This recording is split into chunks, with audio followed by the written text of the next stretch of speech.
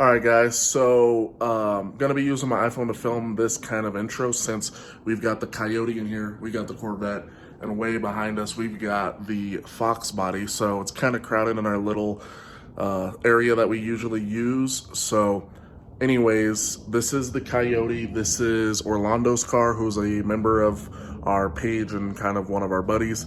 So this car originally is just a booster pump ID1000 setup.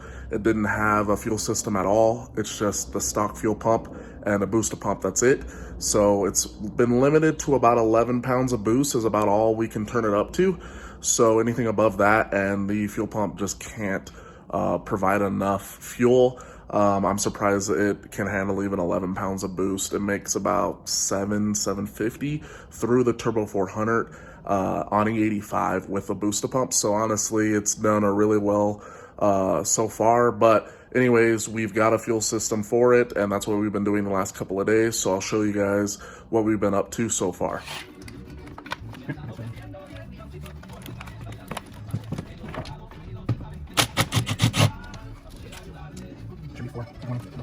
But yeah, anyways, so here's the intake. Jesus. Here's the intake. These are the canisters that are normally on the back of it. They sit right here and mount with 3 bolts. So you just unbolt these to make it fit. So if you're going to put an 18 manifold on your Coyote S197, like a 11 to 13, you got to remove those. And then we're DIY guys and cheap, so we just use zip ties to lock out the runners so that they're locked open. They've found pretty much that the 11 to 14s like them locked open, supposedly. So we may lose a little bit of our down low torque, and just it may be a little bit laggy down low, but it's a turbo car, so it's going to be up in the higher RPM range anyway. So we're gonna bolt this bad boy down and put the aftermarket fuel rails on it, put the injectors back in it, and start doing the fuel system. So this is the car. So it's an on3 twin turbo setup. Pretty nice kit for the price, works pretty well for what it is. It has some, drawbacks, as all kits do, but overall we enjoy it. Orlando does like the car a lot. It's proved to be fairly consistent. This car has been 10-1, 10-2 at about 138. At the track before on about 11-12 pounds of boost, which is pretty impressive, especially for a car that has everything is pretty much stock. AC, heater, radio, everything is as it was. It's pretty much just a twin turbo kit bolted on, and that's about it. So anyways, this is the new intake. It's a 2018. It had a stock intake on it. The 18 manifolds perform a little bit better than the Gen 1, Gen 2s, and it also isn't painted, which is the main reason we decided to go with this intake. The previous owner had a Division X fuel system for the car that he had purchased. It just wasn't installed yet. So that's what we're using, is Division X's fuel rails and their fuel hat. I believe it's Lethal Performance's in-house brand. Pretty similar to like 4-on-3. Again, differences in material don't seem to be that great, but instructions, wiring, things like that are a little bit different between the kits. So again, that's what we have to go off of. So this kit had no fittings and it had no line. So this is line that we had purchased. I had purchased this originally for my Corvette build, which I'm going to be doing later on for the fuel system, and for the Fox. So this is PTFE black hose. So PTFE just has like a plastic liner inside of it. So that's going to be the best fuel line you can use for E85. You can use normal rubber hose or normal stainless, but over time it'll usually start clogging up injectors, it'll start clogging up fuel filters, things like that. So everyone pretty much agrees PTFE is the way to go, especially if you're on E85 or any of the kind of abrasive fuels. If you're on pump gas, you can get away with just normal hose. All right, guys, so we got the stock hat out. You kind of got to beat the ring off with a flat blade or a chisel, and then you kind of have to pull up the edges where the hole is, just because it's kind of a tight, the ring is almost the same size as the factory hole. So we got it out here, just got to disconnect this factory hook up here. All right, guys, so here is the hat put into the car. As you can see, you kind of have to bend the edges of the entry up a little bit, because the ring itself, which you have to twist off, is like the exact same size as that hole. So in order to get it out, but the hat's pretty simple to get out. It's just one connection at the top of it, which is this one here, and then it's the plugs, which are here, and that's all you need in order to take the hat out. And then all you need to do after that is take the fuel cylinder off of it, and you're gonna just attach that to your new hat for fuel level. The fuel level is these 2 wires on our setup. There are 2 wires on pretty much every setup.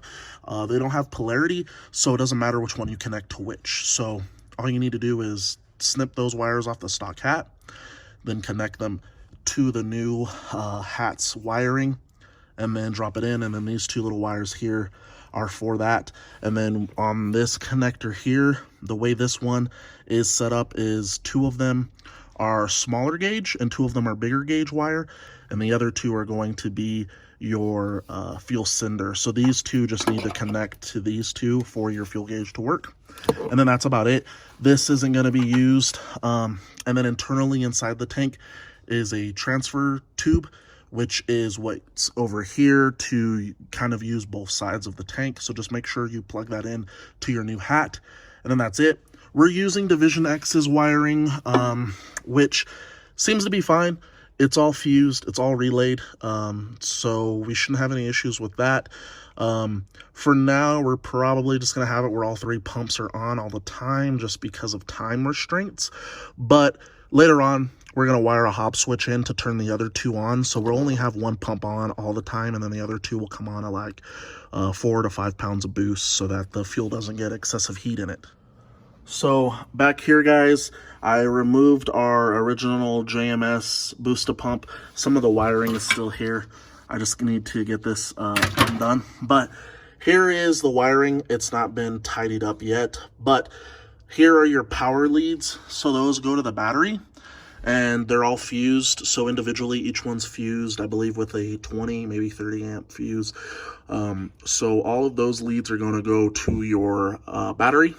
And then here are the relays. So again, what's nice about this setup is it's all loomed together, but you pretty much have 3 of everything because it's a triple pump. So you have 3 leads for power, you have 3 leads for ground, you have 3 relays again for the 3 pumps. So we've got them grounded out here. We have them grounded out here as well. We have another relay here for the trans coolers fan. And then we're gonna get a signal wire off of this wire off the old fuel pump module, so that when the key is turned on, they come on. But other than that, you have these 6 leads over here, which go to the hat, which I showed you guys. That's going to be your pump grounds and your pump powers. So typically anything that's black is going to be a ground. Anything that's colored is going to be a power. We tested it the other day, and the pumps did turn on. So all of that is wired right. What's up, guys? So we got the red dragon, red tiger, red Oompa Loompa done. I don't even think they can hear us over these 35 and this Cummins. Is it that? Probably. Anyways, so we got the car dynoed.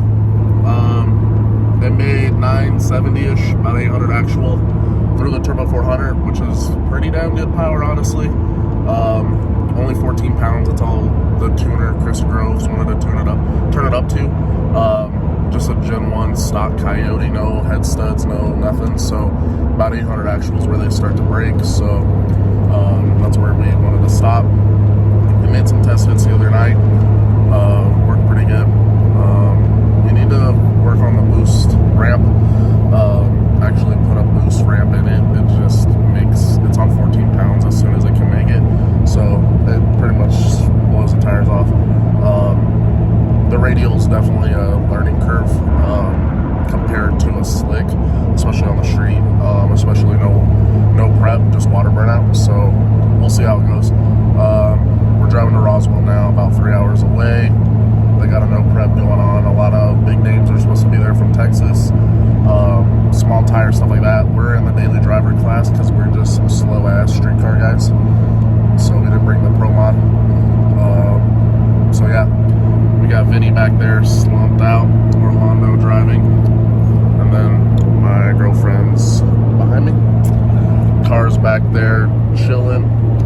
So we'll give you guys some updates later on in the day.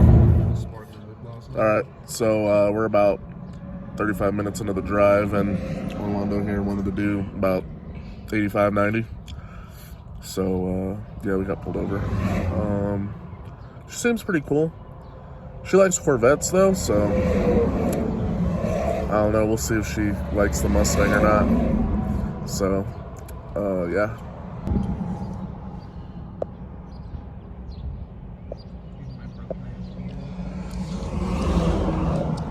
There's a bullet wound in that mirror.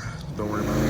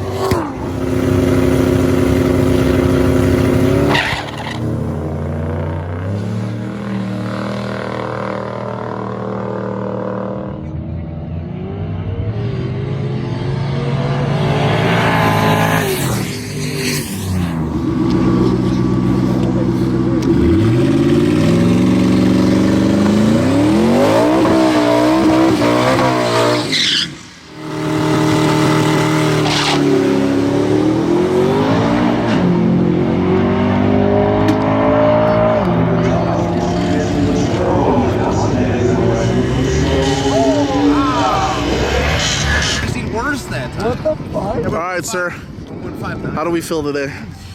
Happy. Tell me the specs on the build, sir. No. Was it a grudge car or what? Yeah, that's weird. That's weird because we've been making videos of what it has and how it can build it. Yo, solid tech. Alright, now, but for real, dog, how do you feel, dude? How do you feel right now? It was fun. You almost a shoot boy, dude. You're almost at Becky level, but not yet. Daily driver, which is a class we entered, and small tire were the two biggest ones. So daily driver's rules were just full interior, license registration, all body panels, all glass, any setup, it had to be on a radial DOT-based tire, an exhaust roll on it, which was full exhaust. So they said no fender exit, no hood exit, no zoomies. So we don't have any of that. And so they said, yeah, you'd probably be okay. So we got to the track. They were running a little bit behind when they were supposed to be teching cars, I guess. So they didn't tech any cars. So we never got teched. We never had the car inspected. They never looked at it. We went 3 rounds. We were probably one of the fastest cars in the class, besides Will and his BMW. It was us, a blower C5, and Will.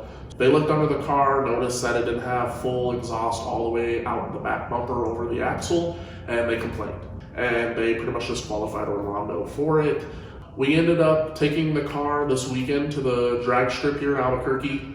It has a lot left in it, but it went 980 at 148, so the trap is there for a low to mid 9-second pass. We've got a new logo in the process of being made, so I've never really liked this logo that much. It's kind of hard to read. I really appreciate the support. I really enjoy all of the following and all of the interaction we've had with you guys so far. Once the cars start running and we can do some more action stuff like this video, I think it'll be a lot more exciting and popular. I talk a lot in videos. I'm trying to do it less. But other than that, guys, this is gonna finish up the twin turbo fuel system and no prep racing video.